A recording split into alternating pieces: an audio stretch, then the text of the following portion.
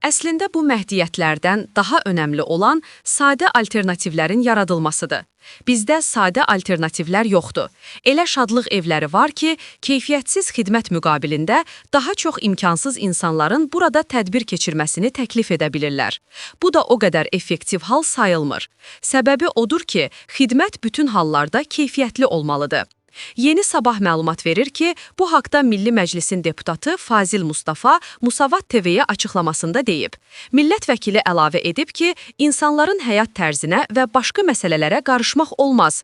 Başqa məsələlərdə də insanların müəyyən dərəcədə maariflənməsinə ehtiyac var.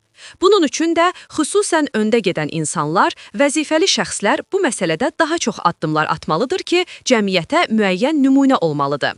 Ancaq yenə də sadə alternativ imkanlar olmalıdır. Məsələn, imkanı olmayan ailələrin toy və başqa məclisləri təşkil etməsi forması hər halda seçim imkanları olmalıdır. Daha zəngin və imkanlı insanlar onsuz da seçimlərini edib bunu gerçəkləşdirəcəklər. Bu, biraz da həssas məsələdir.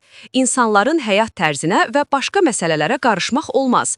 Ancaq təntəraq, israfçılıqla bağlı müəyyən tənzimləmələr ola bilər.